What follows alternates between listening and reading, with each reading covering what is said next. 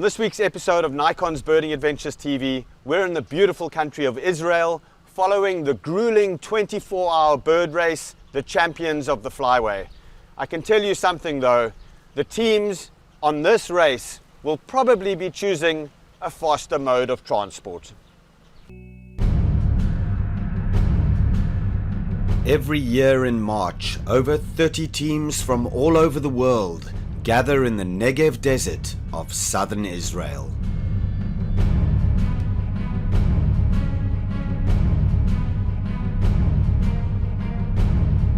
They come here to participate in one of the most grueling 24-hour birding competitions on the planet.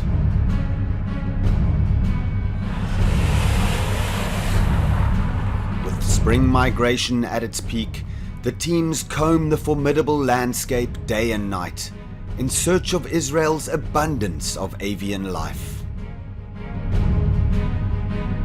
This is the champions of the Flyway bird race.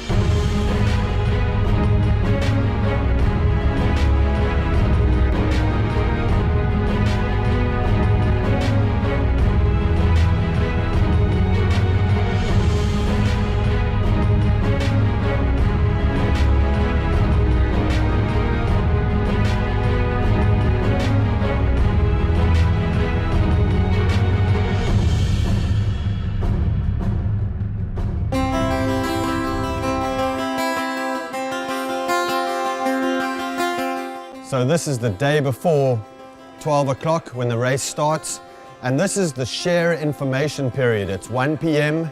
Jonathan's going to make an announcement, and there's no better way to get a bunch of birders to share information than this over here. You need to open your eyes to this direction as well. I think the thing about this particular race, and I think it's something that's going to be adopted into the World Series, is that there's a lot more communal spirit, that we're one giant fellowship. Cheers while we are still friends here. Cheers. But as the afternoon hours flew by with communal spirit and the free sharing of beer and information, teams began to focus on their individual strategies. This is a race after all, and a race must have a winner. Communal, yes. But as the clock counted down to midnight, it became clear that the champions of the Flyway is highly competitive.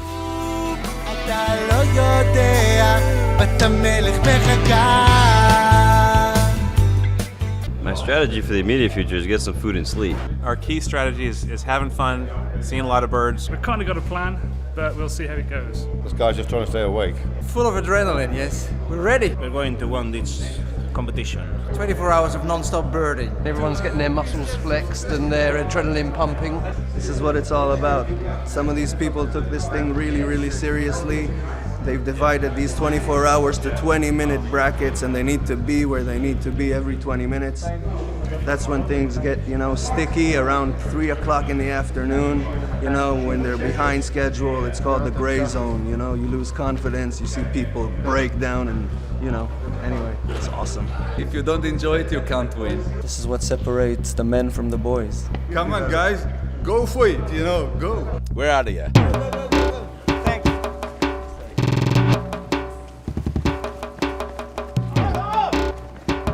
Hey, let's go! Come on, move!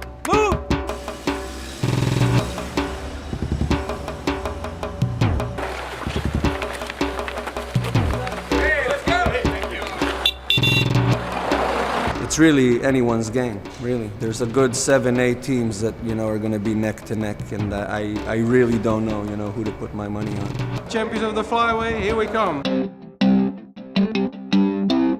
So at midnight, 135 of the world's best birders sped off into the desert night to begin their quest to see as many bird species as possible in 24 hours.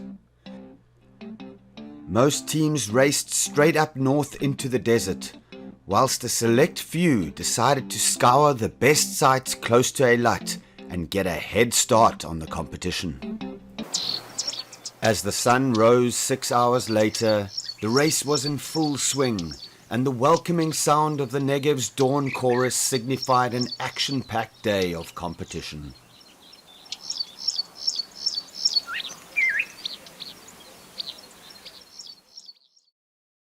This Birding Adventures episode is powered by Nikon, your world leader in optics since 1917, and by the Society for the Protection of Nature in Israel.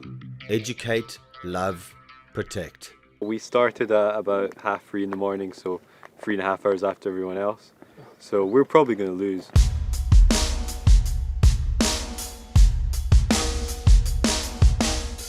Most of the teams besides the Americans headed straight up to the Negev desert. One of the sites that all the teams will pass and sometimes stop at is the Avdad ruins. These ruins date back to 300 BC, and there's a lot of special birds around this Negev desert region which the teams will be trying to nail down. You guys know the blue rock thrush call, right? Follow the ledge down. Yep. In the scope, female. Got it? Oh yeah, got it, yes. A little right of center. Got it. Nice one, Dougie. Hell yeah. Yeah! Blue rock thrush. Blue rock thrush. We're out of here. All right, cool. Quick question, Michael. You're doing everything in reverse here. You guys started south, you're now heading north, right? Everyone else is doing it reverse. We got it right. Only trouble is all the birds we find now won't help anybody. Good luck, guys. Yeah. Good luck. Come on. This stunning vista behind me is Maghtesh Ramon, and it's a beautiful, beautiful crater, a massive area, and one of the most important geological sites in Israel. Very, very stunning area and very good for migrating raptors as well. We've had lesser spotted eagles coming through here. There's loads of black kite here. We just saw a whole group of about 20 black stork, which was really, really nice to see, spiraling on the thermals here. And just look at the beauty. This is Israel at its finest. We just caught up with the South African team. We really rushed to the north. We're slightly behind schedule. We missed a couple of birds because we were in such a rush. But yeah, I mean, we're doing quite well. We'll tell you when we overtake everybody else. So this is the Meisha Plains, and we've just come across a couple of the teams that have stopped in here very, very quickly to look for some larks like Temminck's lark, which you can see on these big flat expanses of plain in the desert. One of the most essential spots to hit in the north of the region is Sed Boker Kibbutz. And here this morning the teams had hawfinch, they had desert finch, they had things like Caspian stonechat, so a really, really good location for the teams this morning. The Finnish birders already have the edge in terms of technology that saves them from the tire and the exhaustion of birding with the migration. The Finnish stick might be something that gives them the edge. We'll find out.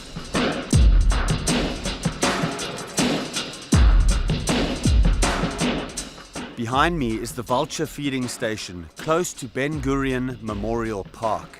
And right now, we've got an Egyptian vulture approaching a steppe eagle at a carcass. We're slightly behind our schedule, so we need to kind of pick up some time somewhere, so probably some fast driving and whatnot. But yeah, we'll see. Cut a few things out and try and stick to the speed limit. Yeah. Maybe. Got something? You got something? Oh, well, there you go, there's another one. Oh, did you get that on film? I did.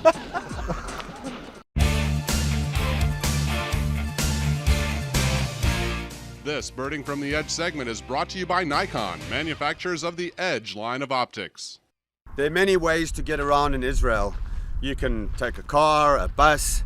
There are these great 4x4 vehicles you can take into the desert. You can even get around on camel. My preferred mode of transport, however, is the good old faithful Israeli tank.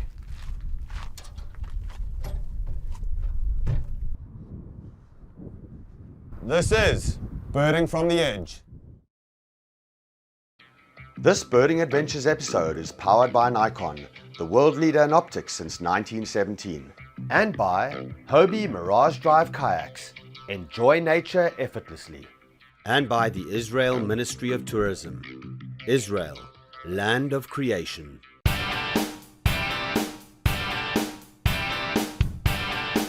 The most productive site for shorebirds and other waterfowl is the salt pans just outside Eilat.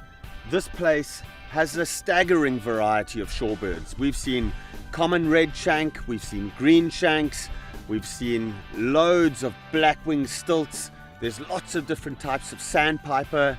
We've even seen some spurwing lapwing here. One of the star attractions at the salt pans out of Eilat are the stunning flocks of greater flamingo, which accumulate on these salt pans, benefiting from the nutrients in the water.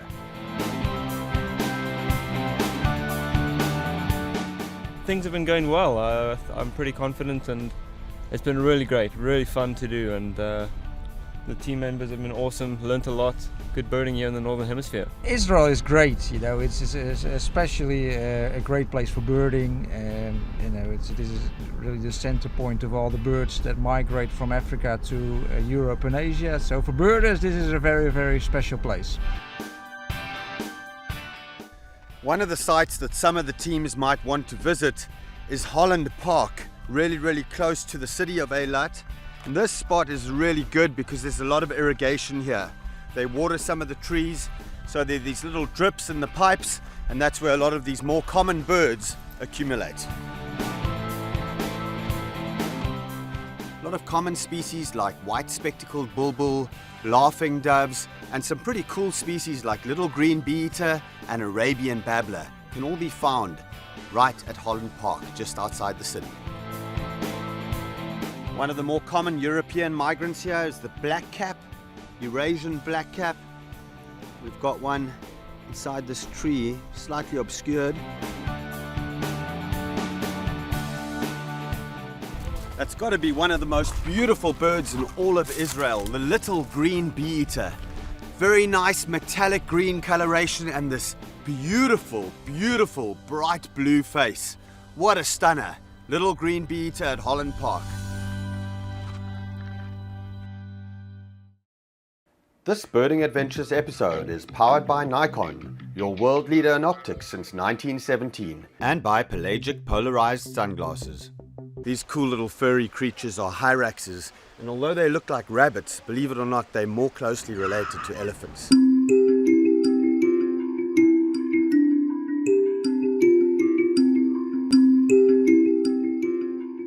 At some of the sites, like Martes Ramon, the teams had to be very careful not to be distracted by incredible wildlife like the Nubian ibex. There's a beautiful family of Nubian ibex on the hillside. These are members of the wild goat family. They've got long curved horns. In fact, the males can get horns curved up to 1 meter in length or 3 to 4 feet in length. And we've got a group here, moms and babies. These are fascinating creatures. They're also very threatened. Only about 1,200 Nubian ibex remain on Earth. Look at this, the way they cling to the mountainside with the little babies following them.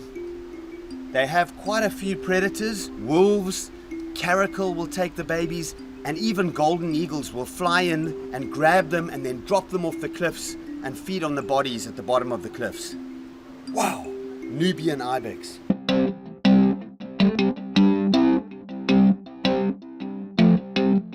Late in the afternoon, with only a few hours of daylight left, a rare black bush robin was spotted at the Yotvata sewage works. This rare sighting had teams scrambling to get a glimpse of this charismatic bird. And some wasted precious time trying to add just one species to their tally. It's a black bush robin that's just been spotted at the sewage works at Yotvata. So he came out right over here, huh? Yeah, over here we saw him first. Dutch guy saw him first. The one with... There it goes.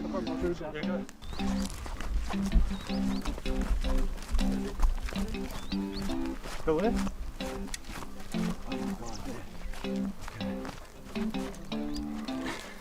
There, on the ground.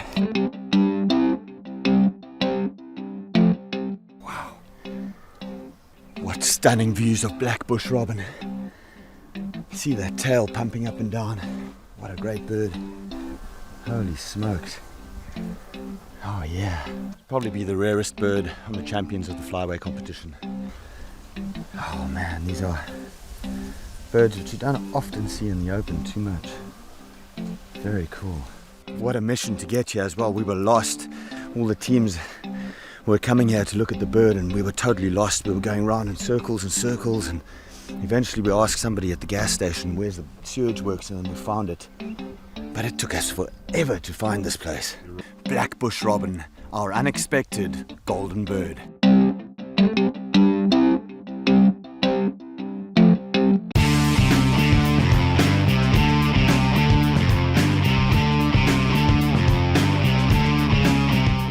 See you later. We're off. We gotta go. We're off! Woohoo! The guy took off with his team member hanging out the door. This is just manic and crazy, but I love it. Champions of the Flyway. Woo! So this is the closing stages of daylight on the bird race, and most of the teams are heading down to the beach area now to pack in some last minute birding. So there's crazy rushing here, cars driving back and forth, people leaving. They're now heading down to the Red Sea to try and get some last minute gulls. This is one of Israel's leading birder breaking apart in front of us right now. It's the last time I participate in this. First and last. Now is like crunch time. These guys, you see, they're stressing out to try and get, you know, the last 3-4 birds before the sun goes down. By midnight, the last of the teams had trickled in exhausted to the finish line at Eilat, and the judges counted the final tallies. They are pretty tough judges, but we are pretty tough bird watchers also. What's the list? We aim to have a good time here, and then our second aim was to really raise money for conservation of birds, and I think we managed to reach our goals pretty well. Had about 2 hours of sleep last night, and yeah, and 10 hours of driving. I should say I can be a bit tired. From the 4 groups that arrived already, we are probably better than last year. Good morning. Not the slightest piece of luck with us. So tired. Oh, I'm on fumes already. Hey! What's up? Come on. We made it. Celebrating. We've made it to the bitter end. Your list is solid, no problems. Yeah! Champions of Flyway! I'm off to another 24 hours starting in about 10 minutes. Godverdomme. The brains are fried. The teams are not going to know the winners until tomorrow at the award ceremony. They're going to need to, you know, simmer in their own juices for another night, you know? Exhausted. I haven't slept in 2 days. Where did you have black from? I actually kind of forget what sleep is, but I guess it's that thing you do between birding and breakfast. Migration. Lots of birds, lots of money for conservation. Reminds me of That's all there is to it. All right, we gotta go to bed. Yeah. Yeah.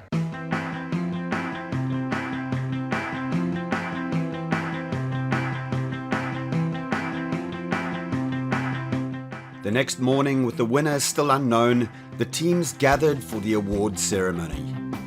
We're about to take the official Champions of the Flyway group photo.